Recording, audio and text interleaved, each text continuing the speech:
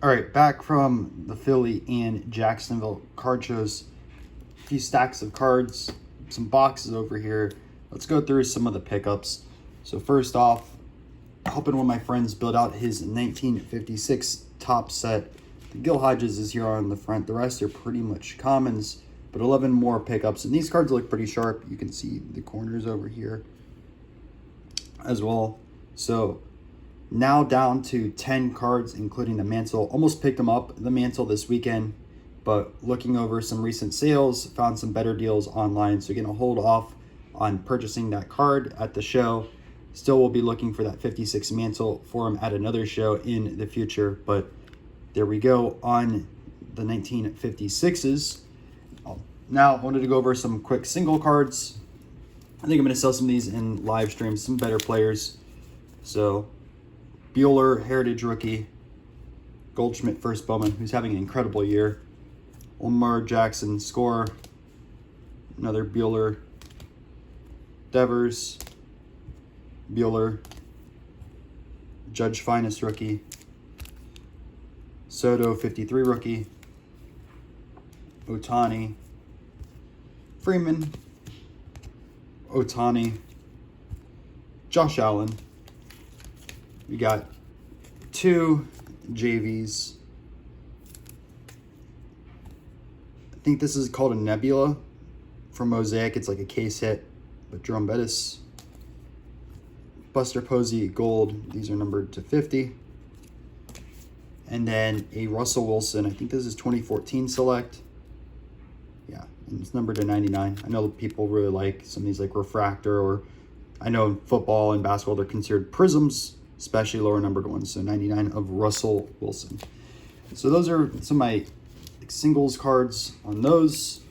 Up next, we have this stack all over here. We're going to start off, use this as an upgrade in my collection, but Vlad Sr., pretty nice patch over there. Only $5, so I'll end up selling one of the single swatches I have. LT in Antonio Gates. We got a Jordan Alvarez. It's a pinstripe / jumbo patch on that one, autograph from Inception. Rafael Devers autograph. This will go in my Devers PC most likely. We got an Al Kaline autograph from Sweet Spot. This one's a bit lower numbered to 99. Philip Rivers exquisite. Pretty cool. You have 4 colors on there. Exquisite game used is always good move. I had a few others as well, but I ended up selling them at the very end when I set up as a impromptu table. You'll see that in the card show vlog. CD Lamb, rookie card. I know he was in the news recently for some of his autograph cards with Leaf, but couldn't pass up that. Another Jordan Alvarez. This was on card from Bowman's Best. These are some cool cards. Talk a little bit about more of the story as well. These are 1954 New York Journals of Willie Mays. Picked up both of these. So just showing you guys a little bit closer on this card. It's pretty much a giveaway. You can see 1,000 cash daily for lucky baseball cards. And then on the back over here, the Giants schedule in New York. It's unfortunate these have a little bit of staining. You can see that one right there.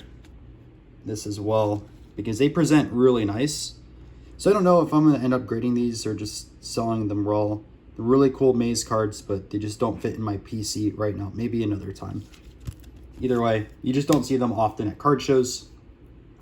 Only CSG slab of the weekend was this 1971 Rose as E mid-grade. That looked pretty good. Now we're on to the PSA slab pile. I'm just going to move these over to the side for a second. All of those. Another stuff pretty cheap. I know a lot of people are going after Jonathan Taylor. Frank Thomas, another cheap slab. Rafael Devers, 2016. This is a gold 50 of 50. I will be selling this one because I'm going to keep the other card, but still Devers is always really good. Barry Sanders score rookie card, pretty popular. One of the best 63 cards. You have 2 legends on one card, which is Mays and Musial. This is a 4. Presents pretty well in my opinion. Also centered. huge card, a 1954 Bowman Mickey Mantle. Now it's a 1. You can tell it has a full crease that goes through the card, and there's a secondary crease right there. Like, not everything is perfect on this one. There's some issues down over here, but still looks pretty nice. Has decent color, and you can see on the back as well the crease goes through it. So it's definitely a 1. But people always love Mickey Mantle, especially early cards, and being a 54 Bowman. It's his first Bowman card since 1951. And yeah, a Mickey Mantle collector will have that in his collection pretty soon. Got a 2013 Nolan Arenado X-Fractor. Oh, one of the best third basemen in the game. 1956 Jackie Robinson. I thought this presented really well for a 1.5. Again, it does have some creases. Kind of hard to tell in the lighting, but there's one that goes right through there. I personally think it should have got the 2.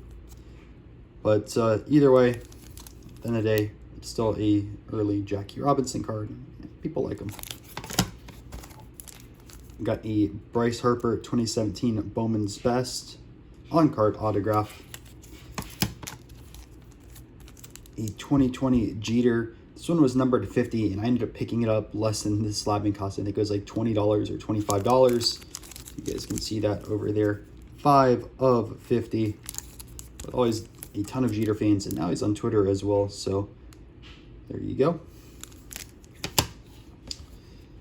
And then really nice pickup is this 1963 Aaron as a PSA 6.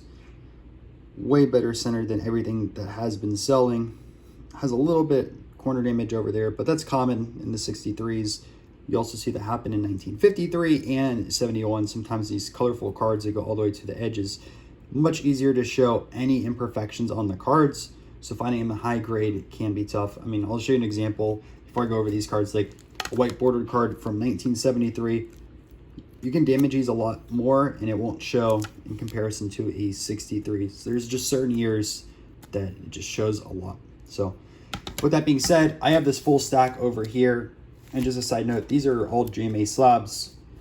People do still buy this type of stuff. I look at it as an expensive top loader. I wouldn't 100% trust the grades on these cards, but people still want to have a cheaper card available for them that are slabbed. So I ended up grabbing a big deal. I wish these cards were raw, to be honest with you, but at the end of the day, you can't pass up on vintage. So this is a 1973 Willie Mays. This is going to be part of the giveaway in that card show vlog, so make sure to watch that video. We got a 2004 Ortiz Refractor. The 1955 Eddie Matthews. Still the most expensive rookie card Topps ever produced back in 1952. I got a 1958 Frank Robinson, his second card. Got Chikaffy from 1934 Batter Up. I believe these are produced 34 through 36, but they were labeled as 1934s. We've got a lefty Gomez. I believe it is trimmed a little bit on the bottom.